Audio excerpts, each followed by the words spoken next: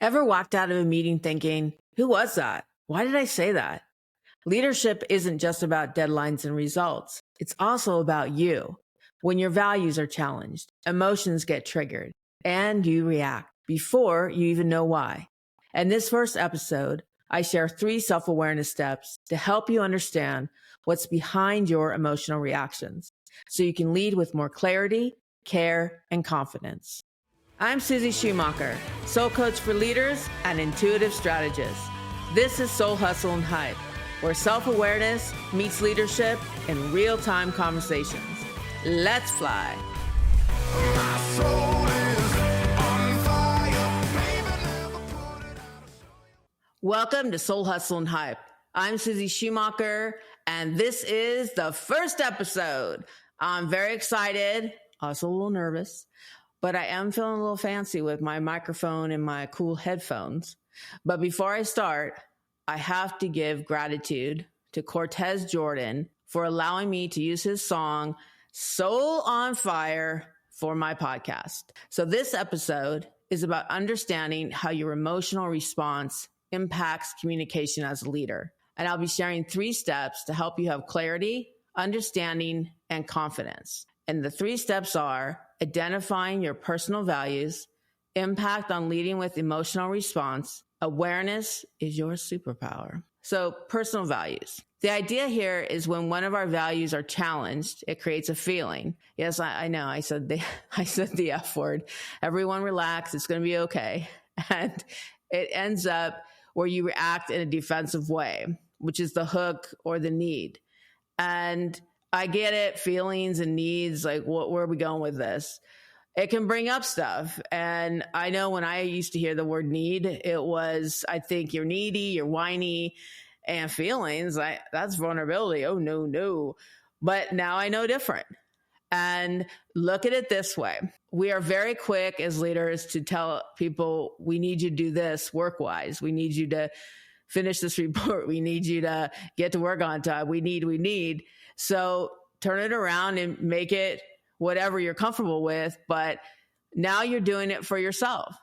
And it's kind of the same approach, but it's about what you need for you. And so how do you find out your values? Well, I look at it too as, the core values of your organization. What do you stand for? What do you represent? And with the personal values, I know for myself, when I figured this out for me, that my values are respect, fairness, integrity, and compassion. And you think of a time when you had an emotional response and you were reactive and you kind of walked out of that meeting or call going, who was that? That's not me. Why did I react like that? Because how come I didn't react to this other thing that everybody else was reacting to?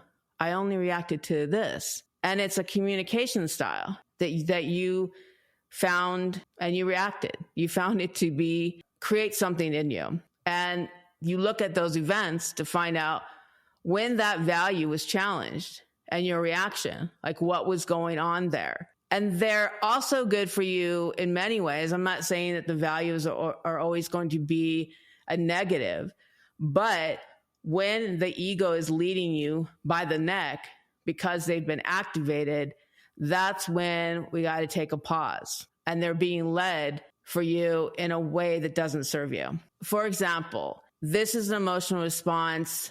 I know how I reacted, and looking back now knowing my values, there was a situation where it was a project that came up every year.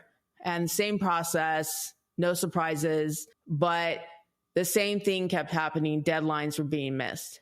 And I look back now because when I had a meeting, I was very reactive and I was frustrated. I was confused. I did not understand why we're here again. And basically didn't really come from a place of understanding. It was more what you did wrong. And that's not productive. And I remember it because I had a sense that that's not me. And why isn't this clicking? It's not working. And so Now I know that my value of respect was challenged. And then control was the hook. And then I was running on fire with ego. Because then it moves into, then I'm over involved, and then I'm coming from a place of arrogance. Only I can do it right. Oh, just give it to me. I'll do it. And, they dare to try to change a process. Oh, no, I must do it this way. And basically using language with no choice. So we all know, everyone's not going to be dancing in the streets with that. And it didn't work. Surprise, surprise. Only person who got the short end of the stick, it made it harder, was me. And I still don't understand what they need for support. And I was blaming them for my emotional response. And so how I would handle it now, because I have the awareness of what my hook is, I would be more aware and more focused to be present and not have that distraction and not coming in to fix or to blame and bring that energy, but with the intention of understanding. And for example, I would come from a place where I would say what I see, which I noticed the deadline was missed for this project. And the same thing happened last year. So I'm feeling frustrated and I need clarity so I can help support you. And in that, I've identified what I have experienced and what I'm feeling and what I need from them. But then I would add to it, I'm confused because for other projects, everything is smooth and on time. And it seems like I'm missing something. And I want to understand what you need and what do you think is preventing you from meeting the deadline. And when I was working on this podcast, I was, what I would say now, I was like, geez, I don't think I even considered where the emotional side for them, like the emotional need or what may have been going on for them outside of the business side. And not having this awareness, that impacts also morale. And we got the job done, but it was not a good time. And that is something I would definitely do differently. And the second step is the impact. And this one's a biggie because when we are in that state, we have no idea what that person wanted or an understanding of what matters to them. And it's not resolved. It's just a back and forth conversation and it gets into I'm right, you're wrong, or you're really just not getting to what I call the heart of the matter.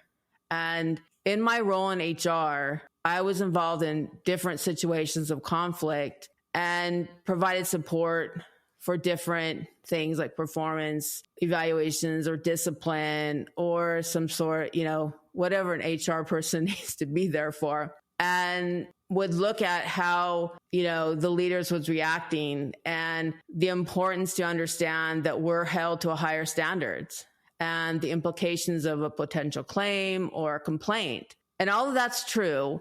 But in my role of HR, I see now how I focused on the process side and making sure everything was perfect, defendable, correct, but missed the opportunity for the emotional side. And I lacked empathy for it. And I think that piece is huge, that as an HR person or whoever is supporting the leaders, that needs to be part of the conversation or at least allowing them to express what they're feeling and not just shutting it down and, being more about containment and control and, well, don't say this, don't react, you can cause this. And, they're already under a lot of pressure. I know where I worked, the leaders were amazing and brilliant, but very, very busy. So this was a huge hit for them because any kind of personnel item, because it was challenging. And that is one of the other pieces, is that making sure that the leaders from the HR side have that available to them to walk them through this. And so for the other person on the other side of it, when you're talking to them, the impact can also have a high probability of them creating feelings of not being heard. And I say them because that's what this is all about. That's how they're receiving it. But they can feel dismissed. And if it's not addressed, it can escalate or they just shut down. And when you have these awareness, you have the opportunity to get in at the baseline before it's escalated, and then it's in under the HR umbrella of complaints and claims. And that's not when, usually that's when this isn't going to happen, because it's in control mode. And I didn't offer that. I didn't have this idea then. And I didn't understand why they just didn't get it until it happened to me. Yep. And very hard. This was one of the hardest times in my career. And I see it now so clearly, but I see it now where I blamed the other person and made them responsible for my emotional reactions and allowed them the power of getting in my head. And I would bite every time, or I would react not in a way that was out of bounds, but it was enough where it drained me, and then getting into the back and forth. And so I couldn't understand why I was able to manage it for other people and was very matter of fact. There wasn't a lot of, emotions involved, but I didn't see it for myself. And I remember saying, I used to say to myself at the time, don't give them that power. Or I'd say to other people, don't give them that power. But it didn't work. And I know now, if you say that to someone, this is just a side tip, don't say that. Because I used to say it until it was happening to me. And all that makes you feel is, or at least how I was receiving it, is I should know something or I'm doing something wrong. Because how do you not give power if you don't have the understanding about yourself? Because it makes sense to give that power because you feel what you feel. And you just don't know how it makes you feel, but it makes you feel bad. And most of us don't want to have that experience. So we then avoid, or we continue to engage because we're still locked into the activation mode. And what this creates is just you're distracted. And by giving them that power, it then creates a place where they can create chaos and they can create distraction to their own performance situation, which those are the hardest ones, where there's performance and there's also behavior. So when I had these situations that I will never forget, and I used to think that they were failures, but I know now that there are no failures. It's what you learn from them. And I believe strongly too that this was my soul's way of pushing me to learn and to learn my own inner work, but also to share this information to those that need it. And when you are in this activation mode and fear and ego are leading, there's a lack of presence. And I know for myself, I was in, control and contain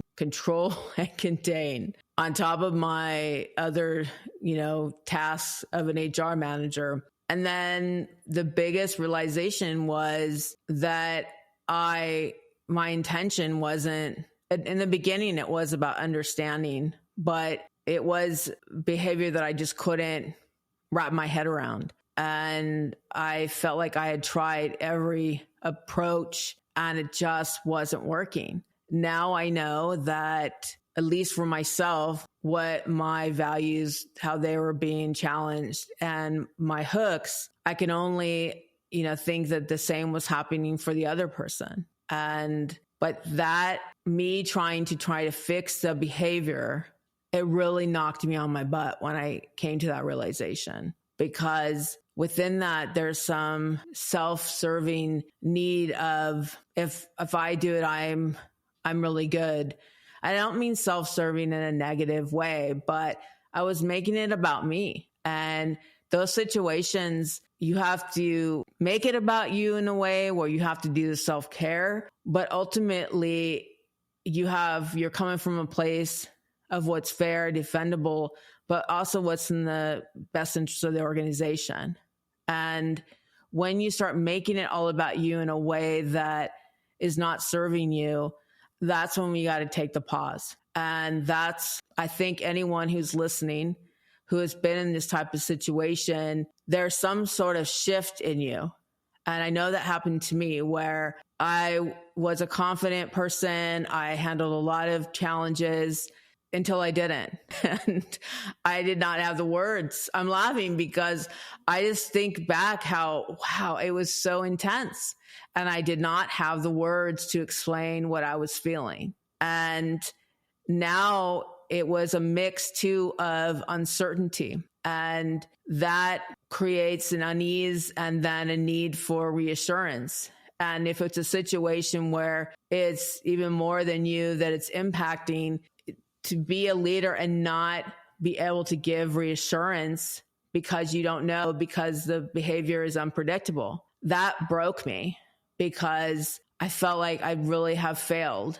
And again, it's a lesson in learning, but the next layer is resentment. And again, if you're listening, resentment comes from when you're in that state of mind because you feel like no one understands.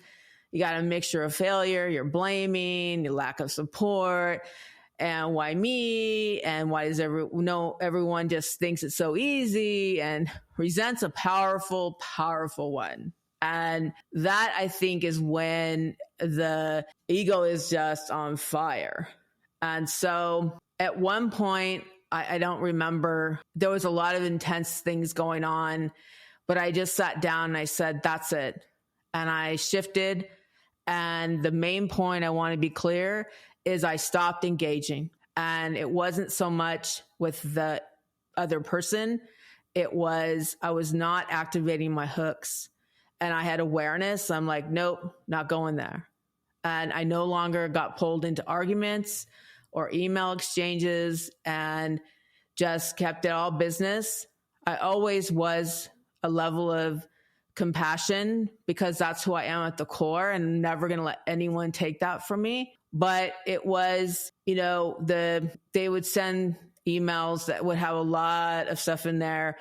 And this is pretty common for certain behaviors, and it creates chaos and you don't know which one to answer first. But what I learned from that was the only thing you have to answer is the work related part. And when they're acting out in email or saying, what's the business necessity tied to that? Because then it removes any of the personal or defensive piece of it. And it worked for me. And I noticed that when I just stuck to the business and it lowered. And it kind of took me by surprise because I had created this huge story and narrative of what would happen if I did if I stood up for myself, but in a way that was more fact-based. And it worked. And it didn't stop because that was that person's journey. And my journey was to get the realization that, one, your intention, if it's to fix behavior, most likely isn't going to land because there's some level of manipulation in there. And really being pure with your place of coming from curiosity is that I do want to understand. And when I did that in my career, it was successful. It wasn't that we all came out of the room, holding hands and singing, it's all going to be okay. But we all came out there with a clear understanding and respected each other's role, and everybody in the room understood the plan moving forward. There was no confusion. And so I know the difference of what happens when you're in that mode and the shift, and you'll learn that too.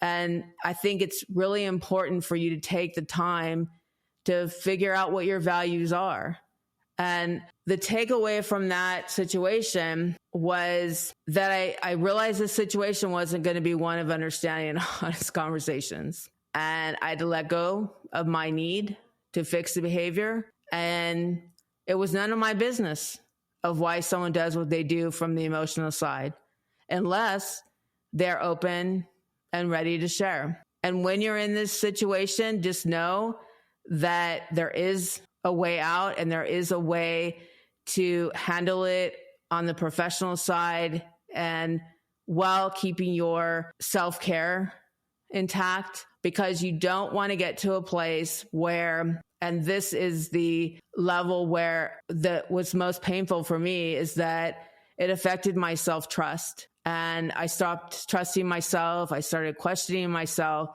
And I don't want anyone to be in that place. And that is where we end it today. And know that you're not alone.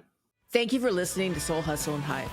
If this episode connected to something you've experienced, share it with a fellow leader who might need it too. And if you're ready to tap into your superpower of awareness, reach out and let's keep the conversation going. You can find me on Instagram at Susie Soul Coach or at SusieSchumacher.com. Until next time, let's fly.